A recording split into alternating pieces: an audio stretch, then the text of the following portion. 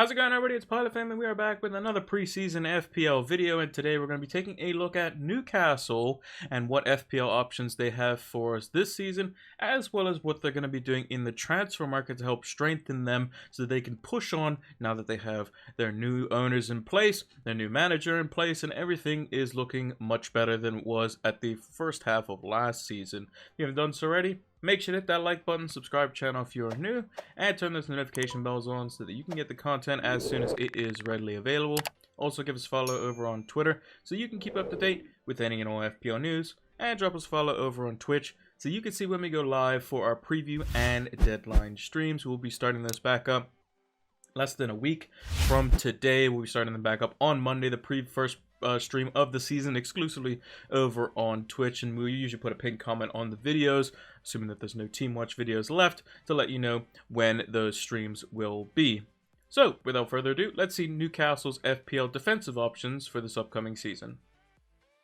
Now, the first half of Newcastle's season was basically ruined by the likes of Steve Bruce, who was managing them at the time. But when Eddie Howe came in, defensively, Newcastle definitely got a lot better, and that was mainly due to the fact that they brought in some fullbacks that were actually good. And going into this season, they're going to have both of them again. Hopefully, Kieran Trippier can stay fit for the majority of the season so that he can get basically a large number of games under his belt and will help them on both the defensive and offensive side of things for set pieces as well.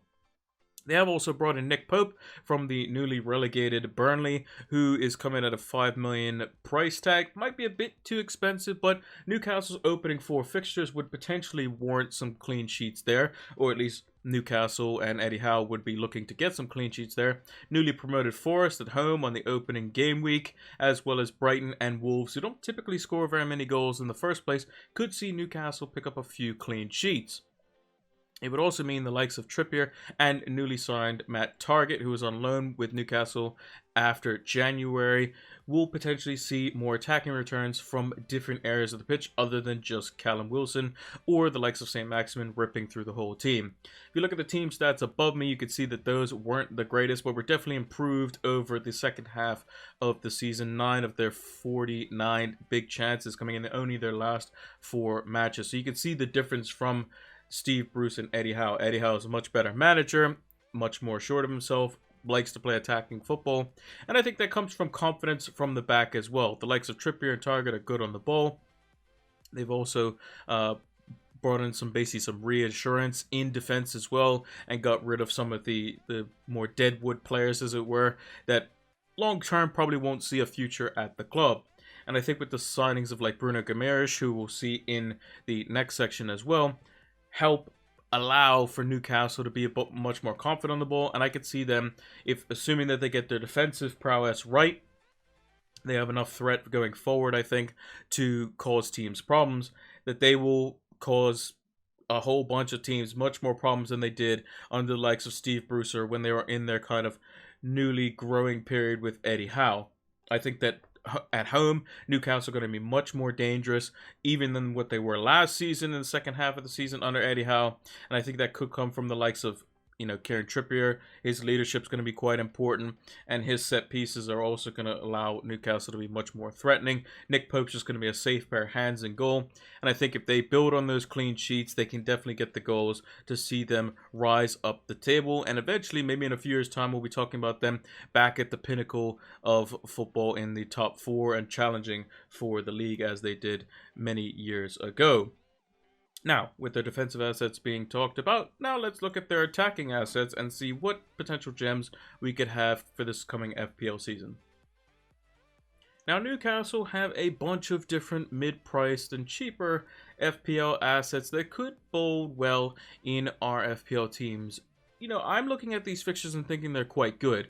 They play Man City and I believe Liverpool also in the first 5 game weeks, which isn't ideal, but the opening 2 fixtures could be quite appealing, especially for the likes of Bruno Guimaraes, as well as St. Maximin, and Callum Wilson, who seems to just be the forgotten man. When he does play, he does get chances, and he does put them away. And I think a home fixture versus one of the newly promoted teams could bode well for Newcastle to get off on the right foot. Callum Wilson has come in at 7.5 million, one of the more mid-priced forwards, and could see a lot of kind of sacrifices, and he being one of them could be, maybe the slight 0.5 million step down from Gabriel Jesus, who we talked about in the Arsenal segment of Team Watch.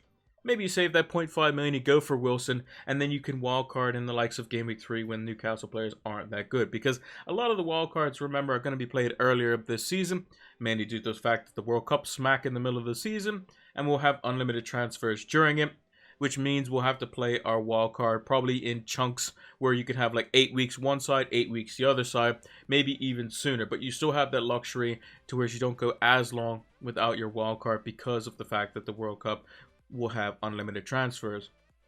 With St. Maximin as well, he has been reclassified to a midfielder, a 6.5 million midfielder, which is much more appealing than a 6.5 million forward, as rightly so, as he played mainly on the left-hand side. Just need him to kind of be more end product oriented. He could be very, very valuable in FPL and could be quite good if he shows end product. He has all the ability in the world. He just needs to put his mind to basically getting the goals, getting the assists, providing for the number 9. And Bruno Guimaraes, I think his price staying at 6 million is fantastic. I think he might have came in at 5.5. If he did come in at 6 million, then it would probably be around the right price. I think he's a fantastic player. I'm very confused as to why other teams didn't go and pick him up in the January transfer window. Maybe it was only Newcastle that he was looking to go to. Very passionate player, very passionate club, just seems to be a match made in heaven. And if he's playing in more like advanced box-to-box role, getting a goal and assist every now and again, he could be good value at 6 million and could provide more attacking threat. He's also good off of set pieces as well, attacking the ball aerially, and with the likes of Trippier potentially getting more and more games now because of he's presumably gotten over his injury, we could see more and more threats from Newcastle, and Bruno Guimaraes definitely is one of those. So I'm interested to see how Newcastle start. I'm very, very tempted to start with the likes of Trippier and Wilson and have them in the opening 2 fixtures and see how they get on. Man City at home could be actually quite a good fixture because typically Man City don't do too well against Newcastle, just as kind of a head-to-head sort of thing. I remember there were plenty of times where they would get draws or be very low-scoring games, and maybe Wilson pops up with a goal in one of those and could be one to hang on to, at least through the first 4 fixtures in particular. He's the one I'm keeping my eye on as a potential slot instead of the likes of Gabriel Jesus. Now let's see what Newcastle will be doing in the transfer market to help strengthen their team for this upcoming season. So Newcastle now have the richest owners in the Premier League, but are they going to be spending a boatload of money? It seems like they're going to play it much more smart. They're going to play it much more calculated, and they're getting these little signings here and there. They're going to help slowly build them up. They're not going to go for how Man City did it, where they basically splash cash on big name players. Robinho comes to mind, and much others that just sometimes didn't work out. Personally, and I think they're going for a bit more proven players. So the likes of Target, who did well for them last season, Nick Pope, who's been a steady goalkeeper, they've solidified those deals for under £25 million total, which I think are fantastic. Target could potentially be an FPL option for us this season if Newcastle's defensive record improves. And they've also gotten Sven Botman, who is going to come in and basically take hold of that center back position, whether it be in a back 3 or in a back 2. He's a very cultured center back, good on the ball, and we could see the likes of Eddie Howe become a more progressive team rather than just being much defensive and just kind of boring to watch like how Steve Bruce had Newcastle. Sven Botman will definitely bring much more, kind of mobility as well as playing out from the back with him in there rather than just having just kind of the hoof ball, put it up to Callum Wilson and hope he can score, which was what it was like under Steve Bruce. So he's a very good signing there as well. And it seems like Newcastle are slowly kind of getting rid of like their fringe players that weren't really successful. Kieran Clark is one who's gone out on loan.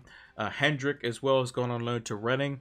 And we've also seen Dwight Gale, another exit from the club, which would make me kind of a bit concerned about potential forwards. Chris Wood and Callum Wilson being the only 2 forwards of the club, you'd probably like to see them bring in another one there. and potentially one more midfielder that's probably going to be of, you know, as a solid signing, maybe more of a defensive option, because I think Isaac Hayden is also left on loan. So maybe someone who could come in and play alongside Bruno Guimaraes, and then they play someone maybe in the number 10, or they play more of a 4-3-3. That's something that is still yet to be worked out. So those are the signings that I would think that Newcastle should be looking to do. Again, they're going to play it smart, and I think this is a good way to approach it, because everyone's going to think, oh, well, they're just going to splash all this cash, we're going to charge them boatloads of money.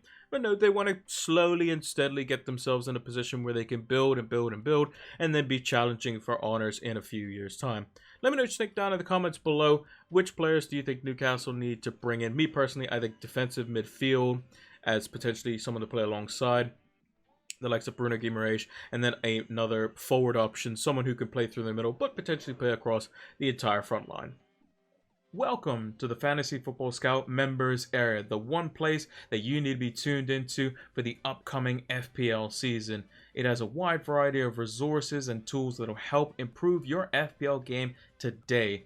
It has a bunch of different members-only articles written by some of the best FPL managers across the globe, heat maps for all the players and positions, as well as player comparison tools, which will help you see side by side who is going to be more effective for your FPL team, fully customizable stats tables powered by Opta stats, and much more. Use the link down in the description below so that you can get access to the Fantasy Football Scout members area today. It'll help improve your FPL game. This video has been sponsored by Manscaped, the best in male below-the-waist grooming. Make sure to check out manscaped.com so you can see the latest and greatest updates to their lawnmower, as well as their performance package, and much more for all their gadgets and gizmos to help keep your family jewels looking as shiny as ever. Make sure to use the code FLAME20 so that you can get 20% off your next Manscaped order, as well as free worldwide shipping. Go check out manscaped.com today.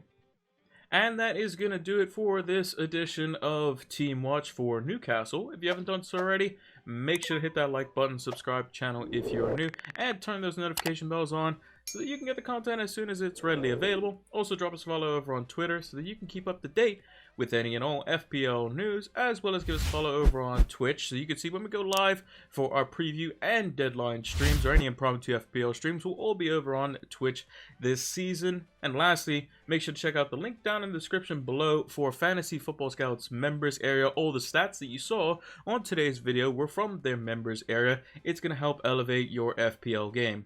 Thank you all for watching, and until the next one, take care.